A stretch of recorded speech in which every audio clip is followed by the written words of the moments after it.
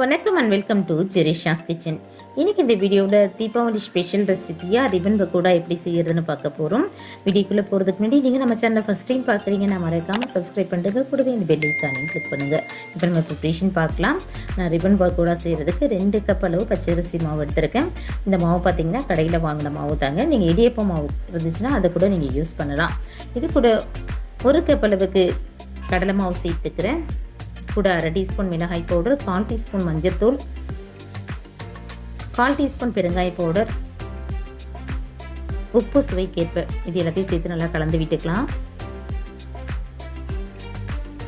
இது நல்லா மிக்ஸ் ஆன பிறகு இது கூட 1 ஸ்பூன் அளவுக்கு எண்ணெயை நல்லா ஹீட் பண்ணிவிட்டு நான் சேர்த்துக்கிறேன். எண்ணெயை சேர்த்ததும் கொஞ்சம் சூடாக இருக்கும் இல்லையா, அதனால் 1 ஸ்பூன் நல்லா கலந்து விட்டுக்கோங்க. சூடு ஓரளவு ஆறின பிறகு நம்ம இதை கையால் நல்லா கலந்து விட்டுக்கலாம். இப்போ இது கூட தண்ணியை கொஞ்சம் கொஞ்சமாக சேர்த்து நம்ம பிசைய போகிறோம். தண்ணியை ஒரடியாக சேர்க்காதீங்க, கொஞ்சம் கொஞ்சமாக சேர்த்து பிசைஞ்சுக்கோங்க. ஸோ இதை போல் கொஞ்சம் சாஃப்டாக பிசைஞ்சுக்கோங்க. ரொம்பவும் சாஃப்டாக இருந்துச்சுன்னா நீங்கள் பிழியும் போது உடஞ்சி வரும். ஸோ பார்த்து கொஞ்சம் மீடியமாக பிசைஞ்சு எடுத்துக்கோங்க. இப்போ இதில் நம்ம முறுக்கச்சில் வச்சு இதை நம்ம பிழிய போகிறோம். அதுக்கு முன்னாடி இந்த முறுக்கு குழலில் நான் ஆயில் அப்ளை பண்ணிக்கிறேன். அப்போ தான் நமக்கு நல்லா பிழிய வரும். ஓகேங்களா? ஸோ இப்போ அந்த மாவில் கொஞ்சமாக மாவு எடுத்து நம்ம முறுக்கு குழலில் வச்சுக்கலாம்.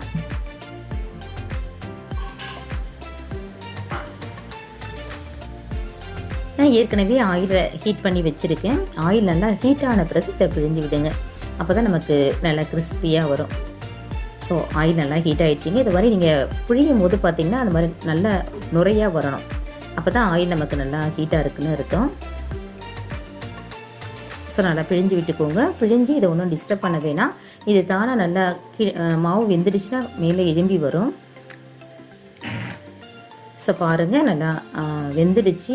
இந்த நுரெல்லாம் கூட ஓரளவு அடங்கிடுச்சிங்க. இப்போ அடுத்த பக்கத்தை நம்ம திருப்பி விட்டுக்கலாம்.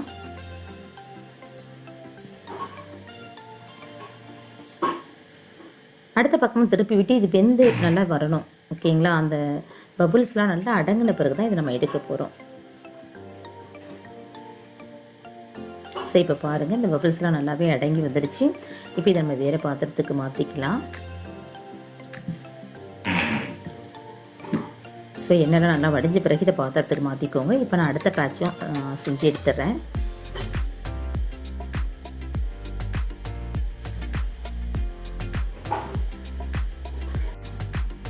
இது சட்டுன்னு செய்யக்கூடிய ஒரு ஸ்நாக் ரெசிபிங்க இது. இதுக்காக செலவிட்ட நேரமும் பார்த்திங்கன்னா ரொம்ப குறைவான நேரம்.